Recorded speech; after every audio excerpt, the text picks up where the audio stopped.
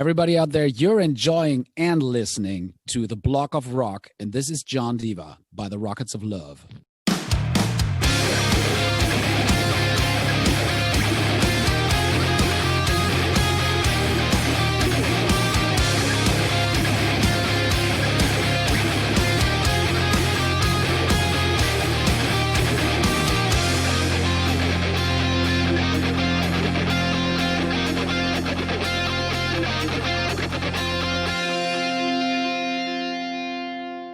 Willkommen bei The Block of Rock, dem Podcast um Rockstars und ihren Geschichten.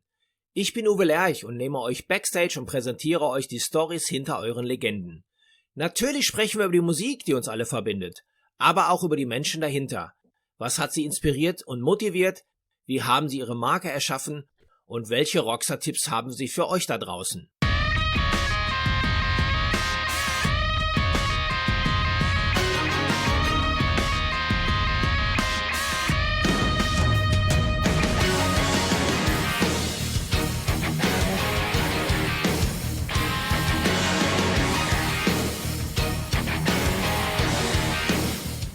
Hallo Leute! Während die ganze Welt mal mehr, mal noch mehr im Lockdown liegt, verzaubert ein Mann mit seinem 80er Jahre Hair Metal die Herzen und bringt das Lächeln zurück in die Mundwinkel. Ich rede von John Diva, ein 100% Rockstar aus San Diego, California.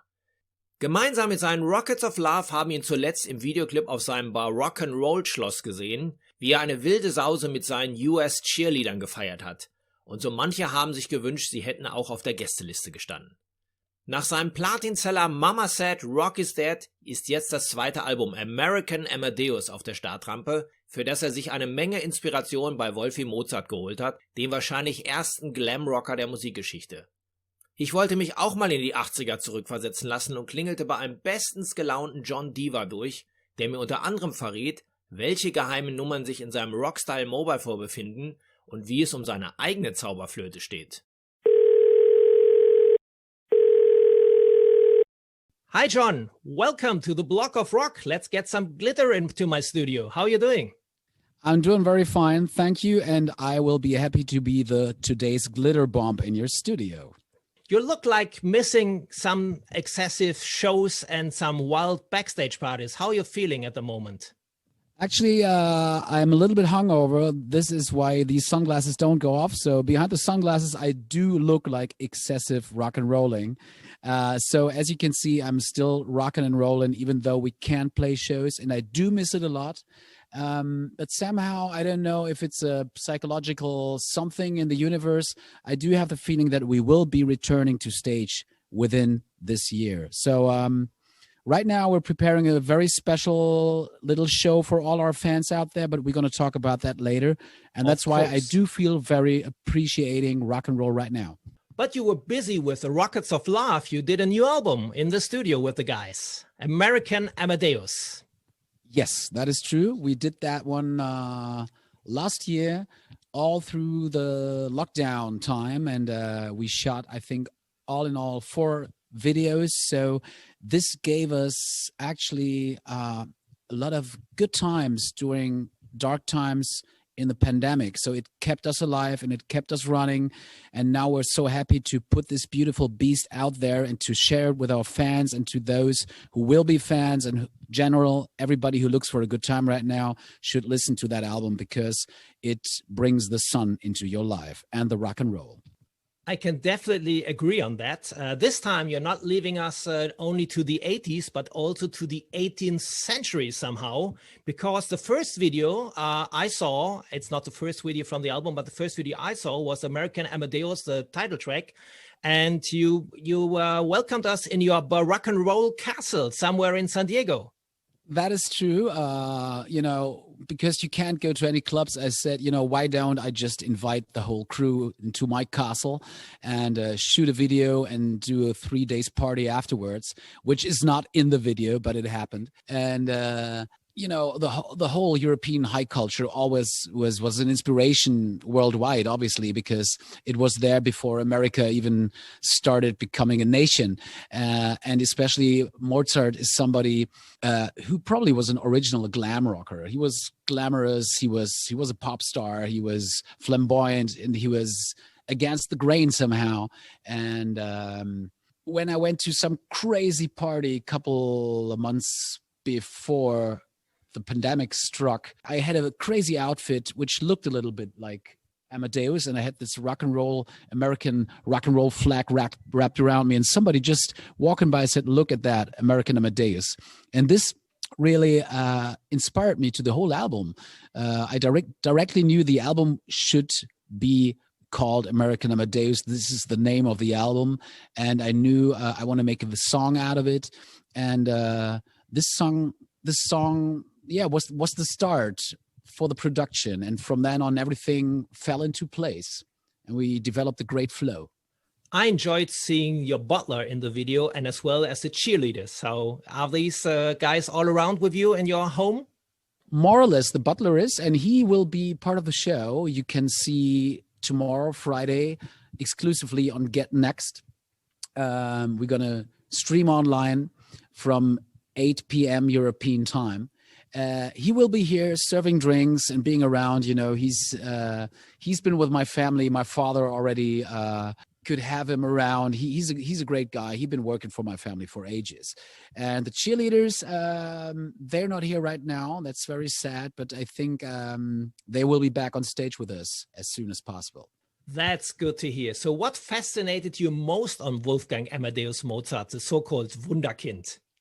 Well, I think he was pretty loose with everything. He was just somebody who didn't take life too serious sometimes, or at least social life. I think he was somebody who was a punk. He was somebody who just lived out his fantasies and didn't care too much about consequences and about what people would think of him. And of course, he was a musical genius, but he was somebody who had an ear for popular melodies, for, as I said, for melodies people could sing along to. He was a folks musician in a way, and still he was a genius. It was great, eternal music he wrote, and he's still around. So this is one thing, and if you put together these two words, American Amadeus, it's something that might not fit in the first minute, because America stands for fast culture, for pop culture, for a capitalistic culture, but still it's everywhere. We love it so much. And combining these two different worlds inspired me. And there was a lot of sparkling moments to put this together. It was inspiring for me. And the song and the lyrics tell that story.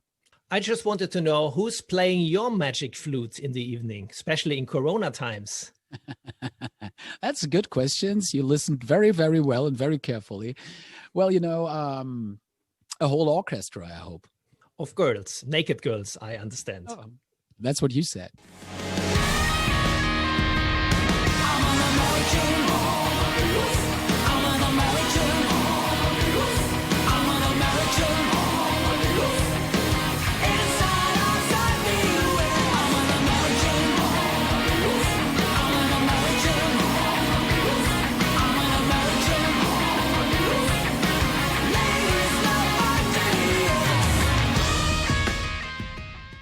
Let's go back to the album. Before American Amadeus was released as a single, you sang about another icon, which was Bling Bling Marilyn. Of course, it's not about the Monroe, but it's about all the girls you met on tour, I assume. Yeah, there's a certain kind of girls. I meet a lot of girls on tour, and I make a lot of friends on tour also. But obviously, as you can say, Bling Bling Marilyn stands for a specific kind of women that that are part of the rock and roll circus, that are part of the glittering world, that make the glittering world go round as well. And even though I don't think about anybody specific there, I think everybody has a very clear picture to himself if he sings along. And so it's a little homage to Jet Set Girls. Nice. Bang, bang, Marilyn.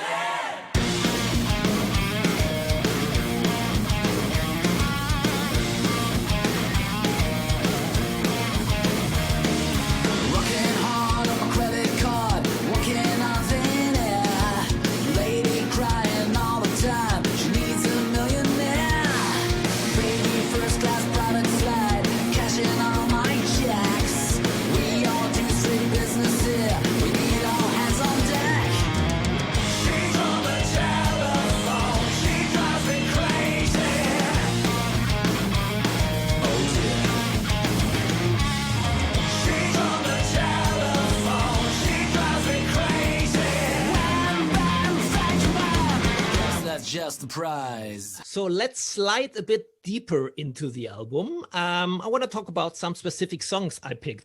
One of my favorite tracks on the first listening was Soldier of Love. I thought it sounds like the ghost of Don Dokken somehow. Nice one, nice one. This is a song that actually, from the melody, first of all, again, there was the lyrics. I just like Soldier of Love. I love that. I wanted to make something out of it. And I was thinking about Thin Lizzy in the first moment a little bit and a little bit Whitesnake. And that's what I asked JJ Love to do. Give me a riff. Give me a hot rockin' riff. And I remember back in that time, I was in Barcelona swimming out close at the beach side. There's a beach club. It's called Barceloneta, and you can swim in the pools, and parallel to the beach. It's beautiful there. And I couldn't get this line out of my head, and I said, JJ, are you done? I need something. I'm going crazy. Please send me some riffs. And he did it, and it smacked. It was directly there. And it's, as you say, it's a grooving, hard rocking, not over complex, simple, kick in your ass song. And I'm very happy you picked this one because I like it. And it's a personal story, like always. It's if you're a heartbreaker, you will get your heart broken very often as well. So I need some glue this time. My heart is broken at the moment. I'm a soldier of love. A soldier of love. How many times I've fallen for you. I'm still in love with you. I'm a soldier of love. A soldier of love.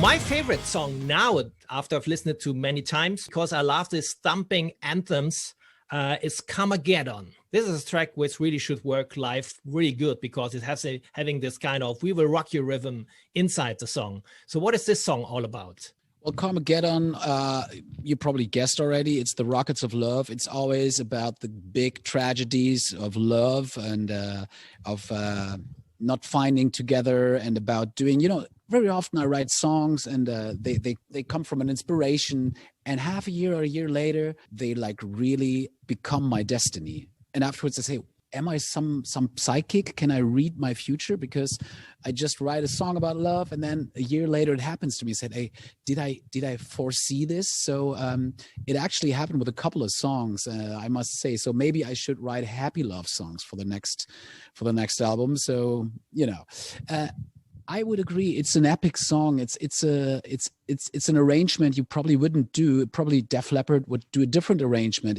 It's even though the song has a poppy side to it, it's rather unusual arranged, and this is what I like about it. Besides, there's this ocean of sad keyboards that I'm really drowning in, and it's a great verse to sing. I can really let myself go in it, and the chorus is like almost as a Greek tragedy. It's really epic, and we performed this yesterday for the first time, with a band. We met for the first time and played that song for the first time, and it really kicked ass, and it's one of my favorites as well. Just feels like, come on, get on. The soft tasting like tears, come and get on. And I just can't stay away, come and get on. The soft tasting like tears, come and get on. And we fade into a I love also the Neckbreaker on the album, which is Wasted in Babylon. This is actually a power metal track from John DIVA. True. This is a song JJ Love brought in. In general, we wanted to have some up-temp songs, a little more than on Mama Said, because we have a lot of mid-temp on Mama Said. So we just said for the live set, we need some neck breakers, as you called it, and it's Voodoo, Sex and Vampires, who's like really speeding it up, and Wasted in Babylon is real true heavy metal. That's true. And obviously it's about partying and about going crazy. And this is something we need. We need an inspiration like that right now. Even if you can just do it at home with one more person.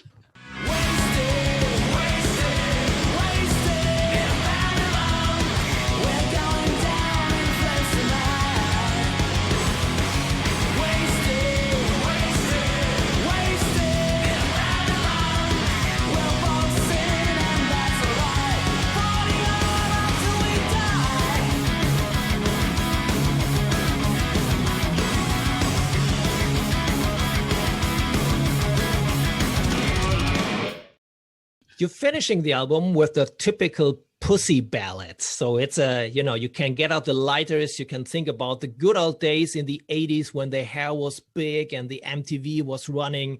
It's a song called Two Hearts. I assume it's a love song, but this got really everything what a good ballad should have. So it would be a perfect song for the Kusher Rock CD samplers. Yeah, I mean, they can call me anytime. My number's out there.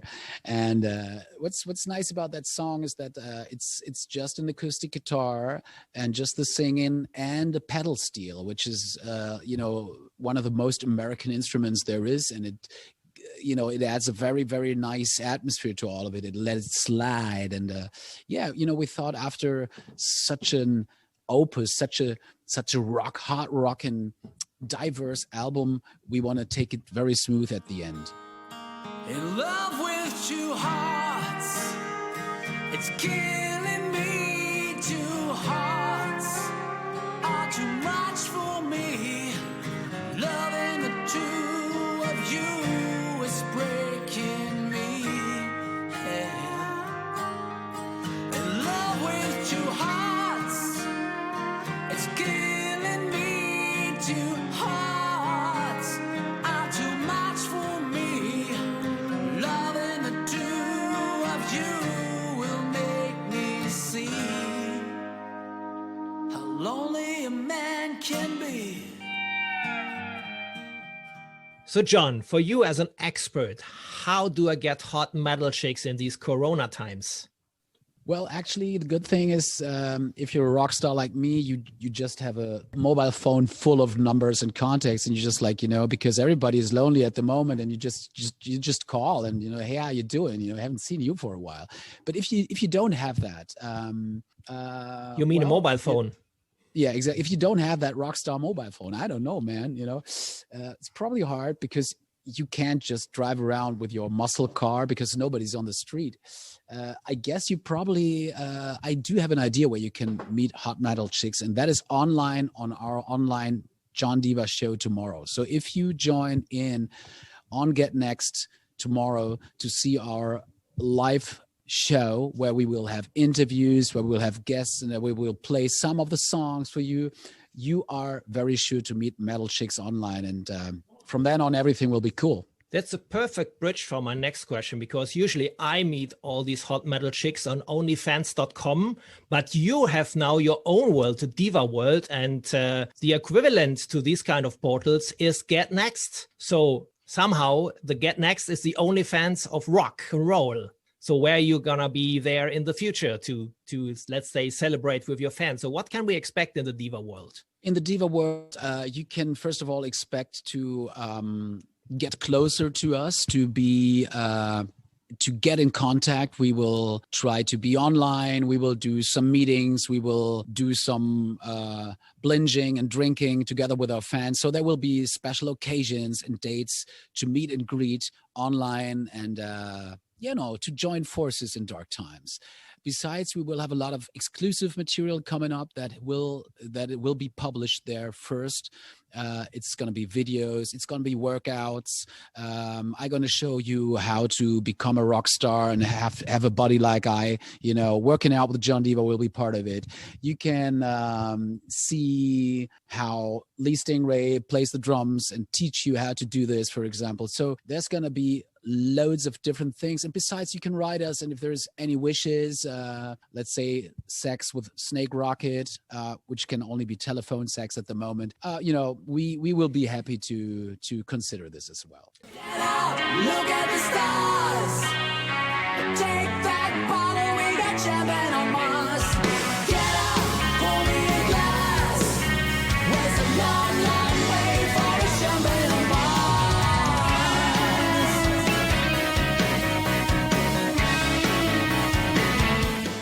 So I want to travel back to the 80s with you once again. I want to talk with you about some specific elements. So are you ready for this? Totally, man. So what was your biggest rock star from the 80s? David Lee Roth. David, when I saw him for the first time, it was like seeing an UFO or something. I said, like, what the fuck is that? Who is this? What is he doing? And why is he so loud and proud and arrogant? I couldn't even find words for what he was doing. Besides, with Eddie together, it was just so daring and so bold and so crazy and always happy in a way. They were always smiling, and he's one of the best frontmans, and performers ever. He might not be the best singer, but that didn't matter. So at the same time, would you consider Van Halen as the biggest band of the 80s, or will there be others? In my world, Van Halen was huge. It was very important for me. Because as I said, it was the songs, it was the attitude, it was the happiness. It's just always a good time. You can't be sad if you listen to Van Halen. Personally, for me, Van Halen was huge. I mean, then again, the 80s were filled with good rock and roll bands. Some of them were not that big. They were very important though. And I just remember the 80s to be a very colorful time where there was so many inspiration and so many things that made it big. Also in the movie times, if you watch Back to the Future nowadays with young kids, they will love it as much as they did in the 80s. It's just a movie that doesn't age, that doesn't get bad. And I see the same. Journey was not a big band for me, but Don't Stop Believing, that song, it's forever. You just walk into some room or bar and put on that song and everybody is smiling, and that is the power and the essence of the 80s. It's good time music, it's good time feelings, and we need that right now. And that's what John DIVA stands for as well, even though we're not only based on the 80s anymore. But coming back, you already mentioned best album, best song of the 80s. Best song of the 80s, which is because it's not from the 80s. Here I Go Again is not from the 80s, but somehow it was made huge in the 80s. I would say Here I Go Again is definitely has that feeling, even though I actually like the first version of it. Best album, you said? I mean, again, I probably would say 1984, but then it gets a little bit boring. The 80s kicked off for me with Back in Black. Good one. And last, the biggest moment of the 80s, of the rock and roll 80s, you would have stand next to? Probably Live Aid, Queen. Cool one. Probably that. Yeah. Stomping. Like Carmageddon. That's right. So that's great. What are your next plans? I saw that you already postponed your release tour once again. Exactly. My next plans, first of all, is to rearrange my wine collection, because I thought it would last till, let's say, 2050, but I drank it all. So there needs to be some refreshment, especially in the champagne section. Then again, I did all kinds of things you can do at home, checked out my Porsches, my Lamborghinis, and like all that kind of stuff. I'm through with that. I put a new stereo in every car. And so now I'm getting a little bit bored of this nerd rock and rolly rock star things. Yeah, within the next days, we're going to rehearse a lot. Not that we need it, but it's just so much fun.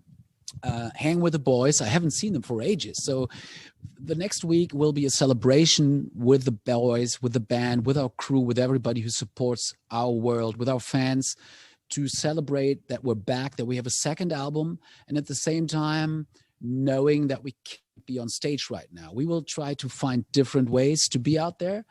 And I can tell you and I can assure you, the first moment we can be back on stage, I will be there and kick ass. So, it will be a mixture of all of this. Thank you, John. This was really great. All the best to you, and see you on tour soon. And then I want to see all the numbers from the Hot Metal Chicks. You will see them there. Thank you so much for taking your time. Block Rock rocks. And hey, stay safe, stay happy, and see you out of there. The American, I'm the American, the American.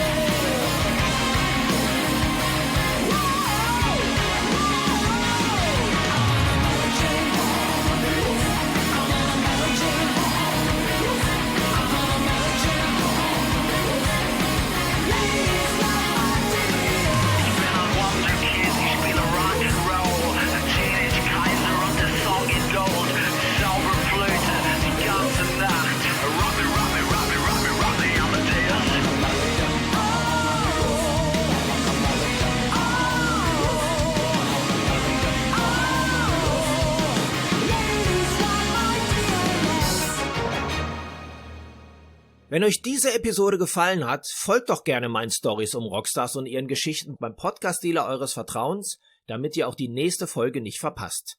Ihr bekommt das Ganze als kostenloses Abo unter anderem bei Spotify, Apple Podcasts, Amazon Music, DIVA, Soundcloud, YouTube oder dem Podcast-Portal von Google. Hört euch dort auch die bereits veröffentlichten Stories an, denn jede Woche gibt es hier neues Futter. Und vor allem erzählt es euren Freunden und teilt die frohe Kunde auf Social Media. Folgt mir doch auch gerne bei Facebook und Instagram, da findet ihr mich unter The Blog of Rock und ihr bekommt weitere Fotos und Videos zu den Episoden. Alles klar? Dann hören wir uns ja wieder beim nächsten Mal. Bis dahin, keep on rockin'!